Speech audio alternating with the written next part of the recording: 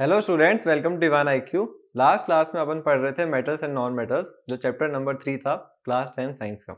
और उसमें अपन ने काफ़ी कुछ पढ़ लिया था कि मेटल्स की फिजिकल प्रॉपर्टीज़ क्या होती है, केमिकल प्रॉपर्टीज़ क्या होती है, फिजिकली अपन इनको कैसे डिस्टिंग्विश करते हैं और केमिकली कैसे डिस्टिंग्विश करते हैं। लास्ट में अपन पढ़ रहे थे कि आयोनिक कंपाउंड्स क्या होते हैं, और आयोनिक कंपाउंड्स के पहले अपन ने आयोनिक बॉन्डिंग और ये सब सीखी थी। अपन आज क्या करेंगे, थोड़ा बहुत उसको थोड़ा रिवाइज कर लेते हैं, आयोनिक बॉन्ड क्या होता है। और अपन आयोनिक कंपाउंड्स की कुछ प्रॉपर्टीज होती है वो पढ़ेंगे। बहुत इंपॉर्टेंट पार्ट होता है वो, कि जैसे ऐसे शॉर्ट आंसर क्वेश्चंस बनते हैं बोर्ड्स में कि right 4 properties of ionic compound, right 3 properties of ionic compound. तो प्रॉपर्टीज अपन को अच्छे से पता होनी चाहिए। तो मैं स्टार्ट करते हैं आयोनिक कंपाउंड का थोड़ा बहुत रिवीजन। क्या था, अपन पहले डॉट स्ट्रक्चर बनाना सीख रहे थे। तो अपन लिख रहे हैं हाउ टू ड्रॉ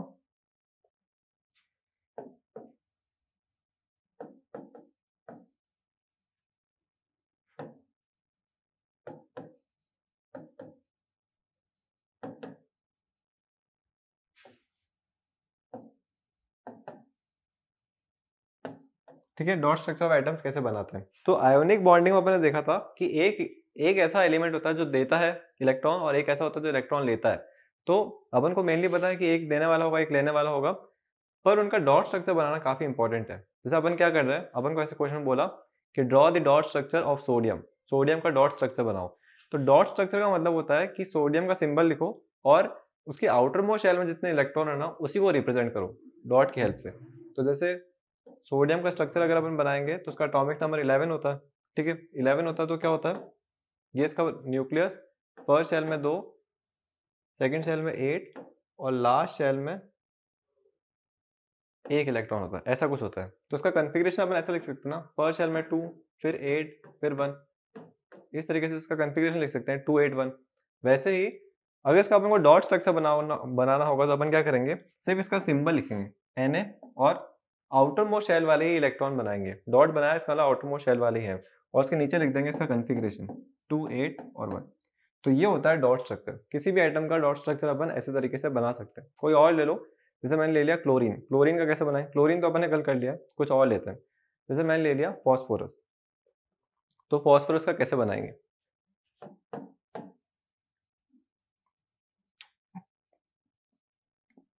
सबसे पहले फॉस्फोरस का सिंबल पता होना चाहिए, पी होता है। फॉस्फोरस का नंबर पता होना चाहिए कि नंबर क्या है। तो नंबर है hydrogen, helium, lithium, beryllium, boron, carbon, nitrogen, fluorine, neon, sodium, magnesium, aluminium, silicon, phosphorus.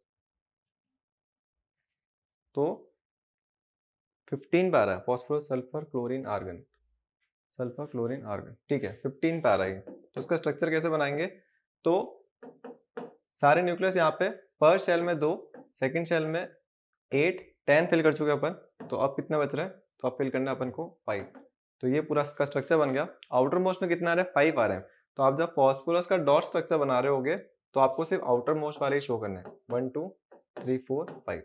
ये कैसे भी रिप्रेजेंट कर, आपको सिर्फ डॉट 5 लगाना है, आपको जो जिस डायरेक्शन में लगाना है लगा लो, है ना। तो ये अपन कैसे भी रिप्रेजेंट कर सकते हैं। ऐसा नहीं कि यहाँ पे 2 डॉट क्यों लगाए, यहाँ पे 1 क्यों लगाए, ऐसा कुछ नहीं है। आप नीचे 2 डॉट लगाओ, कहीं से भी लगाओ, बस ओवरऑल डॉट 5 होने चाहिए।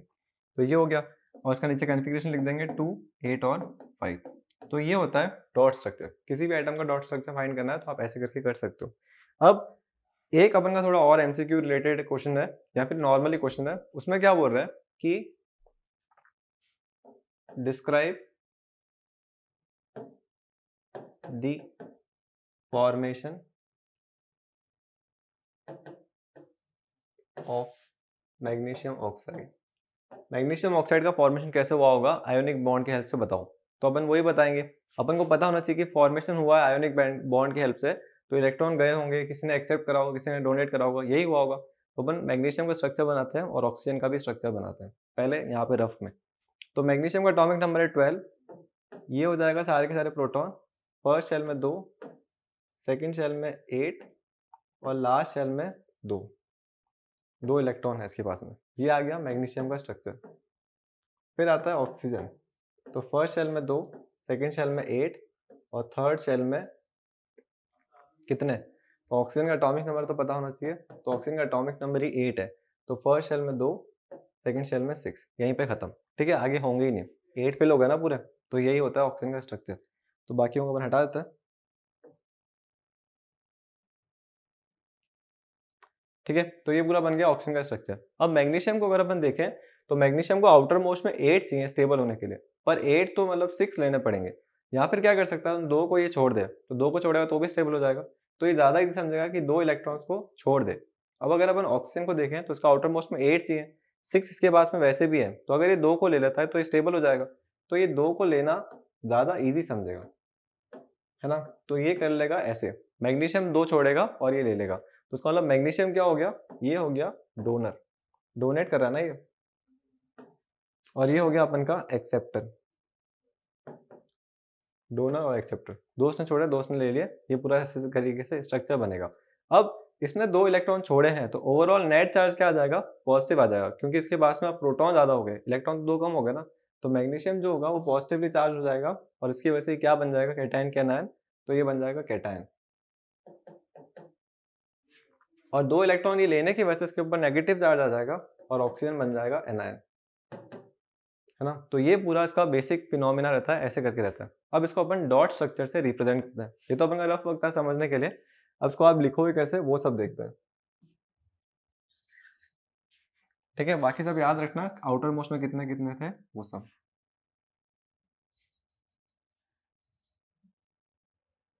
ठीक है। इसको भी हटाते हैं।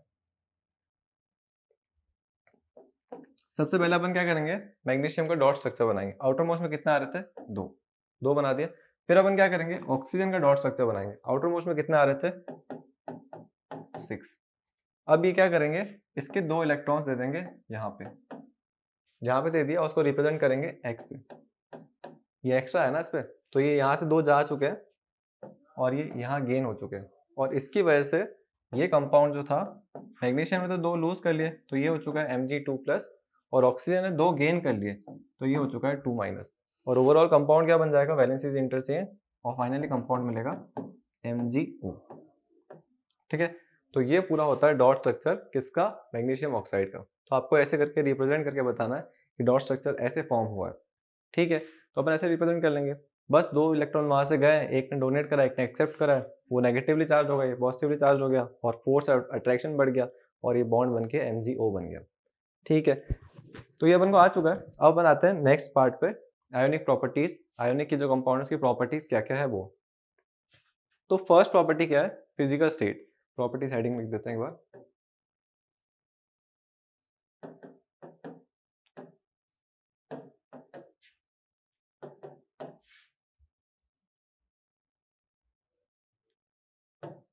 ठीक है, प्रॉपर्टीज ऑफ आयोनिक कंपाउंड बोलो या फिर इलेक्ट्रोवैलेंट कंपाउंड बोलो, एक ही बात है, तो इलेक्ट्रोवैलेंट भी लिख देते हैं,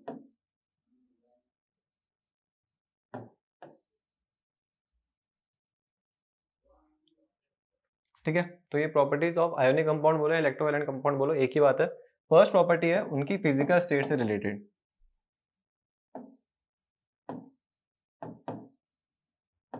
ठीक है। फिजिकल स्टेट कैसी होती है, सॉलिड होती है, लिक्विड होती है, गैसियस होती है। तो फिजिकल स्टेट कोई भी आयोनिक कंपाउंड होगा ना, उसकी फिजिकल स्टेट क्या होगी, सॉलिड ही होगी, क्योंकि इनके बीच फोर्स ऑफ अट्रैक्शन इतना ज्यादा है, इनके मॉलिक्यूल्स होंगे बहुत ज्यादा क्लोज होंगे, इनके बीच में स्पेस ही नहीं होगा, और स्पेस नहीं होगा तो उसकी वजह से क्या होगा, इनकी जो स्टेट होगी वो सॉलिड होगी। तो generally they are hard and solid, ठीक है। ये इसकी फर्स्ट प्रॉपर्टी आ गई, फर्स्ट प्रॉपर्टी। सेकंड प्रॉपर्टी पे आते हैं, ये सॉल्युबिलिटी कैसी है इनकी, ये पानी में डिसॉल्व हो जाते हैं कि नहीं होते हैं। तो सॉल्युबिलिटी का मतलब क्या है कि कितना अच्छे से मिक्सचर बना देते हैं, कितना अच्छे से सॉल्युबल है वाटर के अंदर। तो सॉल्युबिलिटी है, ठीक है। जो भी आयोनिक कंपाउंड्स होते हैं ना, वो वाटर में सारे के सारे मिक्स हो जाते हैं,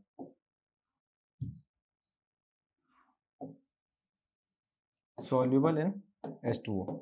वाटर में सब सॉल्युबल है, पर जो सॉल्वेंट्स होते हैं ना, जैसे अपन ऐसे थोड़ी किसी वाटर में मिक्स करें, अगर अपन कार्बन के कंपाउंड्स में मिक्स करते हैं, जैसे पेट्रोल है, डीजल है, तो उसमें ये मिक्स नहीं होते, तो अपन बोल देंगे इनसॉल्युबल इन पेट्रोलियम प्रोडक्ट्स, इन सब में ये मिक्स नहीं होते।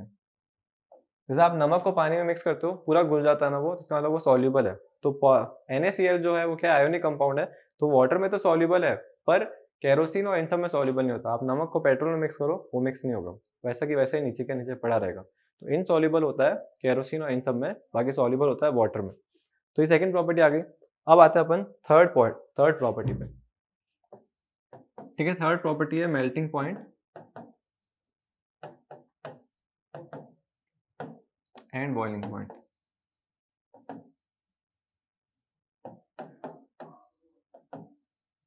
ठीक है, मेल्टिंग पॉइंट और बॉइलिंग पॉइंट क्या होता है? तो मेल्टिंग पॉइंट और बॉइलिंग पॉइंट का मतलब क्या होता है कि वो कितना टेम्परेचर पे वो मेल्ट होगा। ठीक है, और मेल्टिंग पॉइंट जो होता है ना, वो एक तरीके से मेजर होता है उनके बीच के अट्रैक्टिव फोर्सेस का। जितने वीक फोर्सेस हैं उनके बीच में, पार्टिकल्स के बीच में, जैसे अपन ऐसे बोलते हैं ना कि अपन कोई फैमिली है और फैमिली में बहुत अच्छा बॉन्ड है, मतलब सारे जो मेंबर्स हैं उनमें बहुत अच्छा बॉन्ड है, तो वो कभी लड़ेंगे नहीं, वो एक दूसरे से दूर नहीं जाएंगे। पर एक ऐसी फैमिली है जिनके बॉन्ड्स अच्छे नहीं है, पहले से ही मतलब थोड़े चिड़े हुए रहते हैं आपस में।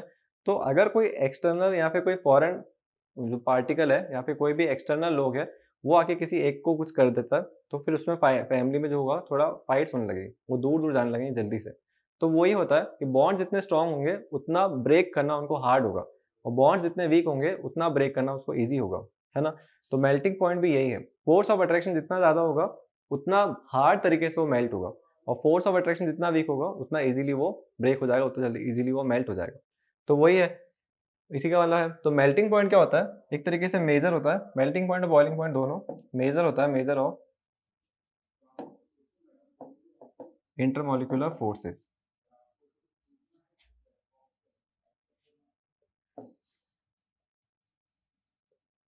ठीक है, ये मेजर होता है इंटरमोलिकुलर फोर्सेस के बीच का। ठीक है, तो ये अपन को पता चल गया। एक second, major of intermolecular forces आ गया अपन के पास में। और जितना स्ट्रॉन्ग फोर्स होगा उतना ज्यादा मेल्टिंग पॉइंट होगा। तो मतलब इनको ब्रेक करना है, जैसे अपन NaCl बोल रहे हैं, NaCl को अपन को मेल्ट करवाना है, तो NaCl सबको एकदम अलग अलग करना पड़ेगा, सबको ब्रेक करके दूर दूर करना पड़ेगा। तो इसका मतलब एक तरीके से अपन को इनके बीच का बॉन्ड ब्रेक करना है। बॉन्ड ब्रेक करना है तो अपन को बहुत ज़्यादा हीट देनी पड़ेगी, क्योंकि बॉन्ड बहुत स्ट्रॉन्ग है।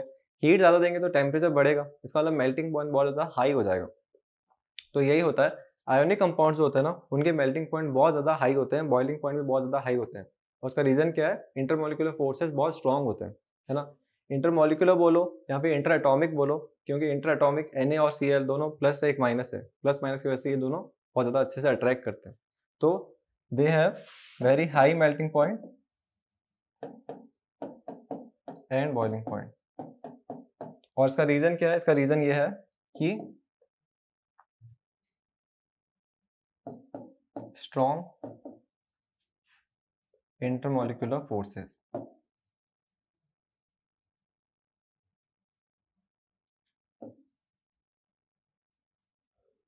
ठीक है, तो ये अपन को पूरा पता चल गया, मेल्टिंग पॉइंट बॉइलिंग पॉइंट होता है, major of intermolecular forces, high melting point boiling point होता है, और उसका रीजन होता है स्ट्रॉन्ग इंटरमोलिकुलर फोर्सेस होता है इसकी वजह से। अब कुछ कंपाउंड्स का अपन देखते हैं कि मेल्टिंग पॉइंट बॉइलिंग पॉइंट कितना होता है। वाटर का पता है मेल्टिंग पॉइंट कितना होता है? वाटर जनरली किस पे मेल्ट होता है? तो वाटर मतलब आइस क्यूब होता है ना, वो लिक्विड स्टेट में कब कन्वर्ट होता है? 0 डिग्री सेल्सियस में। 0 डिग्री सेल्सियस पे ही वो लिक्विड स्टेट में कन्वर्ट होना स्टार्ट हो जाता है, 0 डिग्री सेल्सियस पे। पर वो तो बहुत कम हो गया ना, 0 डिग्री सेल्सियस, मतलब ये तो नॉर्मल सी बात हो गई, 0 डिग्री सेल्सियस पे वो मेल्ट हो जाता है, रूम टेम्परेचर पे तो वाटर ही होता है।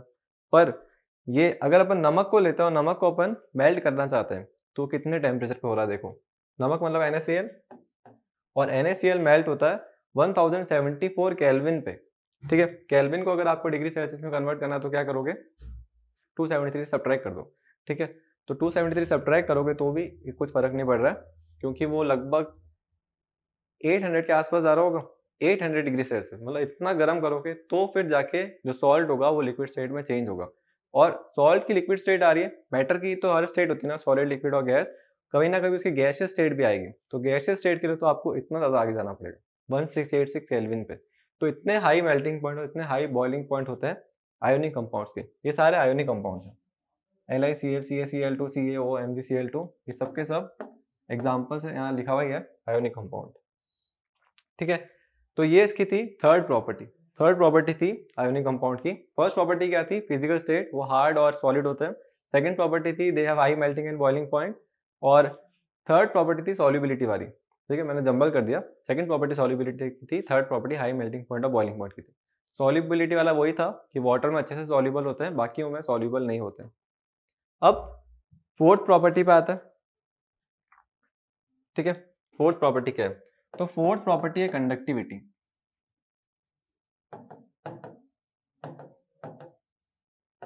कि आयोनिक कंपाउंड्स कंडक्टिव होते हैं कि नहीं, ये देखना अपन को। तो आयोनिक कंपाउंड्स जो होते हैं ना, वो कंडक्टिव होते हैं, डिपेंड करता है कौन सी स्टेट में वो एग्जिस्ट कर रहे हैं। जैसे मैंने ऐसे बोला कि मैंने NaCl लिया, अकेला NaCl है सॉलिड, मतलब नमक सीधा अकेला है सॉलिड फॉर्म में, तो अगर वो सॉलिड फॉर्म में होगा ना तो वो कंडक्ट नहीं करता है, ठीक है। तो वो एक तरीके से इंसुलेटर ही है। इंसुलेटर मतलब यहाँ पे नॉन कंडक्टिव बोलो, एक ही बात है।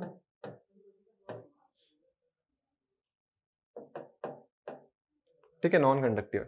अगर NaCl एक्वस फॉर्म में, एक्वस क्या होता है, अपन ने वाटर में मिक्स कर दिया, तो वाटर में मिक्स करते हैं ना, जैसे ये वाटर का ग्लास है और अपन ने इसमें सॉल्ट को ऐड करा, तो उससे क्या होगा, सॉल्ट अंदर जाते ही आयंस बना देता है, Na प्लस और Cl माइनस। और अगर आयंस बन गए इसका मतलब क्या हो गया, पॉजिटिव और नेगेटिव आ गया, और पॉजिटिव नेगेटिव मतलब चार्ज आ गया, और करंट को फ्लो करने के लिए फ्री चार्ज चाहिए होता है। फ्री चार्ज नहीं होगा तो फिर वो फ्लो नहीं हो पाता, तो फ्लो फ्री चार्ज आ गए, आयंस आ गए, तो फिर वो करंट फ्लो हो जाएगा। तो अगर एक्वस फॉर्म में है तो वो कंडक्टिव होता है, ठीक है। एक्वस फॉर्म में कंडक्टिव क्यों है, क्योंकि फॉर्मेशन हो जाता है आयंस का, आयंस के फॉर्मेशन की वजह से करंट इजीली फ्लो होता है। और थर्ड स्टेट है मॉल्टन। मॉल्टन मतलब पानी में मिक्स नहीं है। जैसे मैंने ऐसे बोला कि ये आयरन का है, आयरन का ये पेन है, और उसको मैंने इतना गर्म करा कि मेल्ट हो गया, तो इसका मतलब जो उसकी स्टेट है ना, उसमें सिर्फ आयरन ही है, आयरन की स्टेट चेंज हो गई, वो लिक्विड में आ गया, है ना। तो उस स्टेट को बोलते हैं मॉल्टन स्टेट। मॉल्टन स्टेट में क्या होता है, NaCl जो होता है ना, वो लिक्विड स्टेट में होता है, तो इनके बॉन्ड्स जो होते हैं थोड़े वीक हो जाते हैं, और थोड़े वीक होने की वजह से ये इतने दूर हो जाते हैं कि आयंस लगभग बन चुके होते हैं, Na प्लस और Cl माइनस हो जाएगा। अभी इसमें और कुछ नहीं है तो प्योर NaCl, बस उसकी स्टेट लिक्विड है। लिक्विड स्टेट मतलब लगभग वो पिघले हुए हैं। मॉल्टन मतलब कोई भी चीज को इतना मेल्ट करा है कि मॉल्टन स्टेट में आ गई, लिक्विड स्टेट में आ गई। तो आयंस फॉर्म हो जाते हैं, और आयंस फॉर्म हो गए तो अपन ने पढ़ा है कि अगर फ्री आयंस होंगे तो करंट कंडक्ट होगा, तो कंडक्ट हो जाता है। ठीक है, सबसे अच्छे कंडक्टिव किसमें होते हैं, सबसे अच्छे से इजीली कौन से में फ्लो हो रहा है, तो वो हो रहा है अपन का एक्वस वाले में। ठीक है, तो ये आ गया सॉलिड में इंसुलेटर है, एक्वस में कंडक्टिव है, मॉल्टन में भी कंडक्टिव होते हैं। तो ये चार प्रॉपर्टीज होती है आयोनिक कंपाउंड्स की, यहाँ पे इलेक्ट्रोवायलेंट कंपाउंड्स की। ये पूरा हो गया अपन का पार्ट, आयोनिक कंपाउंड पूरा कंप्लीट होता है यहाँ पे। अपन अब नेक्स्ट पे जाते हैं। जैसे पिछली बार क्या हुआ था कि कोर्स कुछ रिड्यूस हुआ था, तो मेटलर्जी वाला पार्ट रिड्यूस होकर हटा दिया था, पर इस बार ऐसा कोई इन्फॉर्मेशन नहीं है, तो अपन वो भी पढ़ रहे हैं, मेटलर्जी। तो स्टार्ट करते हैं मेटलर्जी का इंट्रोडक्शन। ठीक है, बुक में इसका हेडिंग है अकरेंस ऑफ मेटल्स।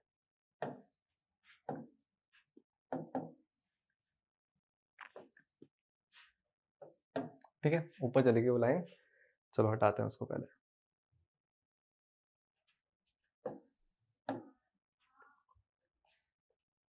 ठीक है, अकरेंस ऑफ मेटल्स क्या होता है, जैसे मैंने ऐसे बोला कि मेरे घर पे जो बालकनी है वो पूरी आयरन की बनी, प्योर आयरन की। तो जो आयरन आया होगा वो कहाँ से आया होगा, तो आयरन कहाँ से आता है, जो भी अपन के आसपास मेटल के आइटम्स पड़े हैं ना, वो सब अर्थ के क्रस्ट के अंदर से आते हैं। ठीक है, तो सारे मेटल आइटम्स कहाँ से आ रहे हैं, अर्थ के क्रस्ट में से। अर्थ का क्रस्ट क्या होता होगा, पता होगा सबको, है ना। अर्थ के ऐसे तीन होता है ना, कोर, मेंटल और क्रस्ट, आउटर मोस्ट जो लेयर होती है, तो यहाँ से मिल रहे हैं अपन को मेटल्स, है ना, और मेंटल वाली लेयर में से भी मिलते हैं। तो ये होता है अर्थ का क्रस्ट। इसके मतलब अर्थ के अंदर से अपन को निकालने पड़ते हैं आयरन और ये सब पार्टिकल, जो भी मेटल्स के आइटम्स होते हैं, गोल्ड हो गया, सिल्वर हो गया, ये सब अर्थ की क्रस्ट में से आता है। तो अब मुझे ऐसा थोड़ी कि मुझे जैसे मैंने निकाला अंदर से और सीधा बालकनी निकली, ऐसा थोड़ी होगा। मुझे आयरन का एक बहुत बड़ा पत्थर मिलेगा, उस पत्थर में बहुत सारी इंप्योरिटीज भी होगी, जैसे उसमें मिट्टी के पार्टिकल्स हैं, उस आयरन के अंदर किसी ने ऑक्सीजन से रिएक्ट कर लिया होगा, क्योंकि जमीन के अंदर जो ऑक्सीजन हुई भी होगी, डिफ्यूज हुई भी, उसने आयरन से रिएक्ट कर लिया होगा, तो उसने आयरन ऑक्साइड बना दी होगी। पर मुझे क्या चाहिए, मुझे सिर्फ आयरन चाहिए, तो ऑक्साइड को हटाना पड़ेगा। क्या पता कुछ और इंप्योरिटीज भी आ गई हो, आयरन सल्फाइड्स बना दियो, आयरन कार्बोनेट बना दियो, तो मुझे ये सब हटा के प्योर आयरन चाहिए। तो ये जो पूरा प्रोसेस होता है ना, कि अपन ने जमीन के अंदर से निकाला और उसके बाद में उसको इतना प्योर करा कि अब वो प्योरेस्ट फॉर्म में है। अब उसमें ना तो ऑक्सीजन है, ना सल्फाइड है, ना कार्बोनेट है, ना कोई फॉरेन पार्टिकल है, सिर्फ अकेला वो ही एलिमेंट है। तो उसको बोलते हैं मेटलर्जी। ठीक है, तो मेटलर्जी को एक बार डिफाइन कर लेते हैं।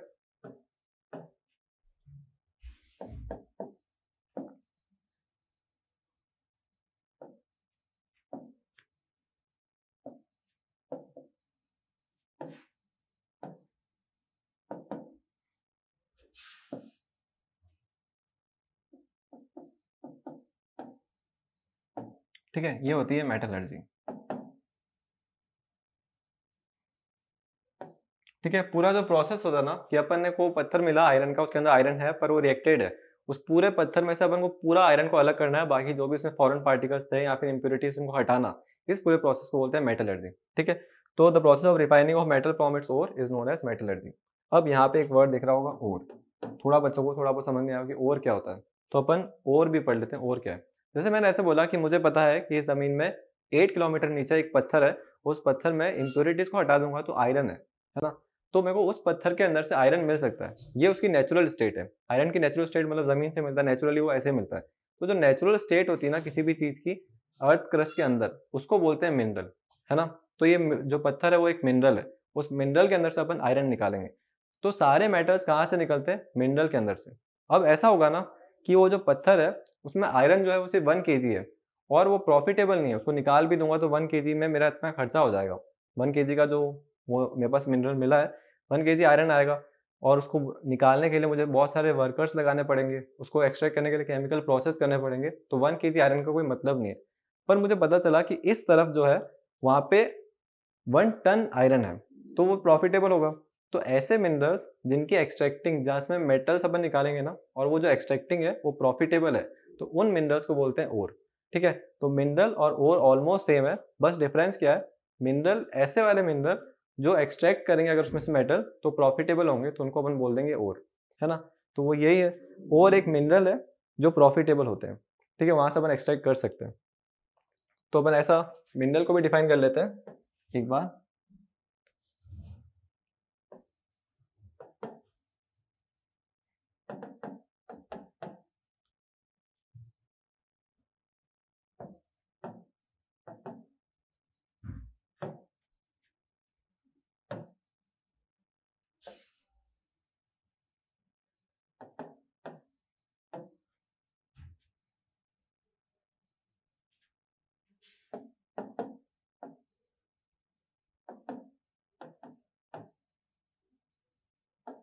ठीक है, जो नेचुरल फॉर्म होती है एलिमेंट्स की या कंपाउंड्स की अर्थ के क्रस्ट के अंदर, उसको अपन बोलते हैं मिनरल।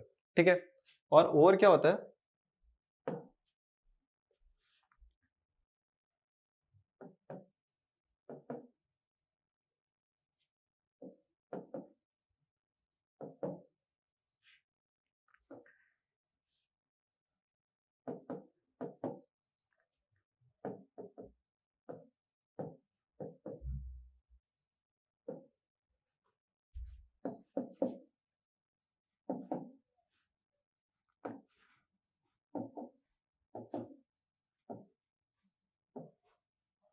ठीक है, तो ओर होते हैं ये, मिनरल होते हैं ये। तो मिनरल्स वही जमीन के अंदर जो नेचुरल फॉर्म में जो भी एलिमेंट मिलता है उसको अपन मिनरल बोलते हैं। सारे मिनरल्स है जमीन के अंदर, गोल्ड है, सिल्वर है, ये सब क्या है, मिनरल्स है। अब कुछ मिनरल्स जो होते हैं उनको निकालना प्रॉफिटेबल नहीं होता, तो उनको अपन ओर नहीं बोलेंगे। और कुछ मिनरल्स को निकालना, एक्सट्रैक्ट करना प्रॉफिटेबल होता है, तो उसको अपन बोलेंगे ओर, है ना। तो minerals that are profitable to extract and that also contain some metal are known as ore. ठीक है, तो मिनरल और ओर ऑलमोस्ट सेम है, बस ओर जो होते हैं थोड़े प्रॉफिटेबल होते हैं। ठीक है, तो ये हो गया पूरा। अब हमने मेन में उसका देख लिया, कल से अपन देखेंगे कि एक्सट्रैक्ट कैसे करते हैं, कैसे प्रोसीजर होता है, कैसे केमिकल रिएक्शंस होते होंगे, आयरन को सल्फाइड से अलग करने के क्या क्या होता होगा। ठीक है, होप करता हूँ आपको सेशन अच्छा लगा होगा। अच्छा नहीं लगा हो तो हम जरूर उस पर काम करेंगे, और प्लीज़ बताइए कि क्या अच्छा नहीं लग रहा। ठीक है, थैंक यू।